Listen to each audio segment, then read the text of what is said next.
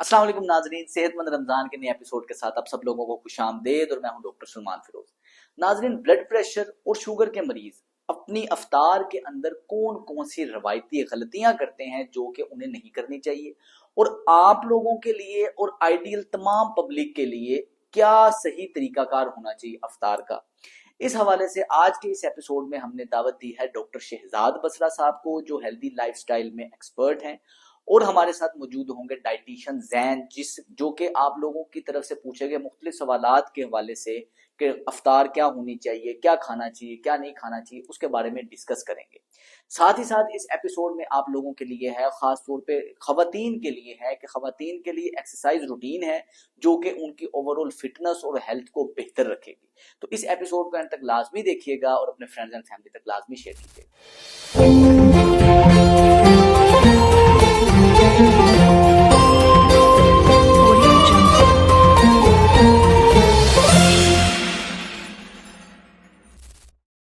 अच्छा सर, रमजानुल मुबारक में अफ्तार के हवाले से वो लोग जिनको ब्लड प्रेशर या शुगर का मसला, खास तौर पर डायबिटिक पेशेंट के लिए अफ्तारी आइडियल कैसी होनी चाहिए?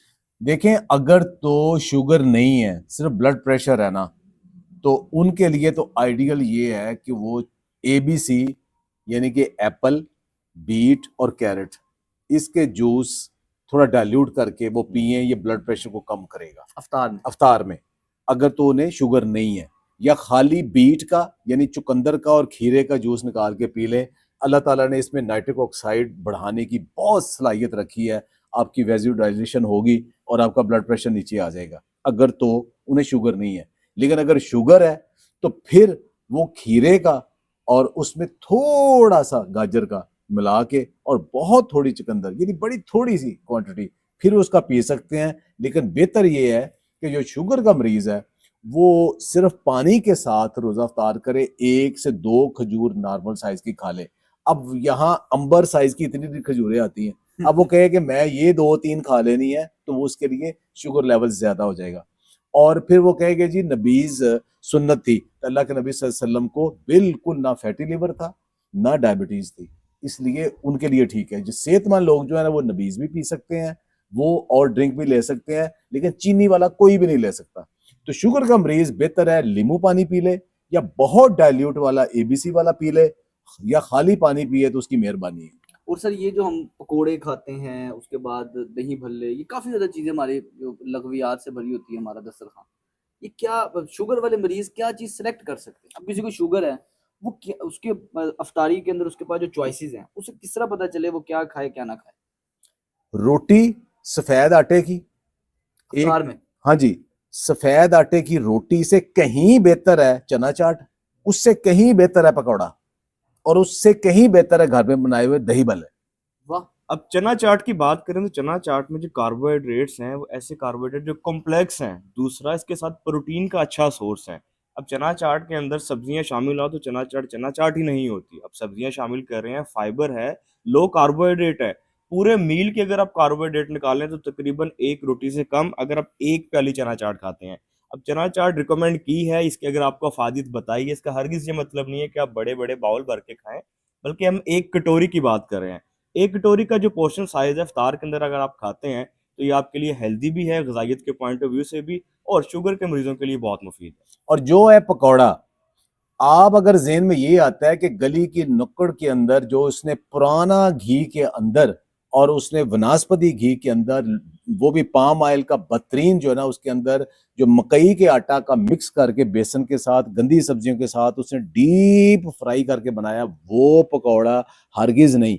पकौड़ा वो पतला सा बेसन, पतला सा मेजा बेसन का, जिसमें बहुत बारीक कटी सब्जियां हो, आलू ना हो, वो आप तवे के ऊपर, जी हाँ तवे के ऊपर, क्योंकि उसमें हर दफा आपको हल्का सा ऑयल, सरसों का तेल लगा लें और कुछ भी नहीं अवेलेबल, और इतना लगाएं कि बस जस्ट उसके ऊपर पकौड़े बना लें। वो 2 से 3 पकौड़े अगर आप खा लेते हो, वो उसमें अंदर क्या है, बेसन है, प्रोटीन है और कम्प्लेक्स कार्ब्स हैं, साथ सब्जियां हैं जो आपकी शुगर नहीं बढ़ाएगी, साथ आपने मसाले डाले हैं, तो उसमें कोई बुराई नहीं।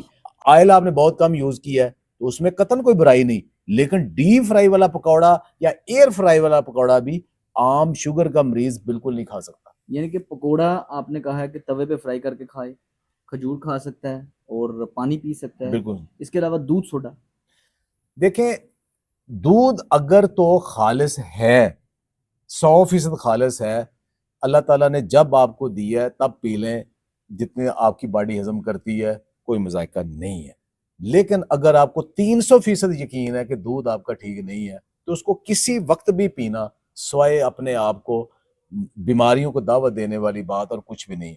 खालिस दूध के अंदर भी जब आप कोई ड्रिंक डाल देते हैं, सोडा डाल देते हैं, तो वो क्या हो जाता है, एक अल्कलाइन है, एक बेसिक है, तो वो प्रेसिपिटेट कर जाता है। उसके अंदर जितना भी कैल्शियम और प्रोटीन है वो सारी की सारी अनअवेलेबल फॉर्म में चली जाती है, तो वो बिल्कुल आपकी जरूरत के तहत रह ही नहीं जाती। दूसरा, जो आपने ड्रिंक डालना है, सोडा डालना है, उसमें कम से कम, अब एग्जैक्ट तो नहीं, 25 से 30 उसके अंदर ऐसे केमिकल हैं जो आपकी बॉडी जो है ना फॉरेन पार्टिकल समझती है, उसके साथ वो दोस्ताना माहौल नहीं, उसको जहर समझती है, वो आप साथ ले लेते हो। तो दूध जैसा जो नूर खालस है उसको भी आप बेड़ा गर्क कर रहे हो, फिर वो हैवी है। तो अगर आपका मैदा कमजोर है तो फिर हरगिज मत पिए। और सर इसके साथ हमने अगर पकोड़ा खाना तो साथ कई दफा चटनी खाने का भी दिल करता है। पुदीने की चटनी से अच्छी चीज ही कोई नहीं है, इमली की चटनी से अच्छी चीज ही कोई नहीं जो घर में बनी हुई है। केचप नहीं, क्योंकि वो निरी चीनी होती है और बाजार वाली इंतहाई खतरनाक है।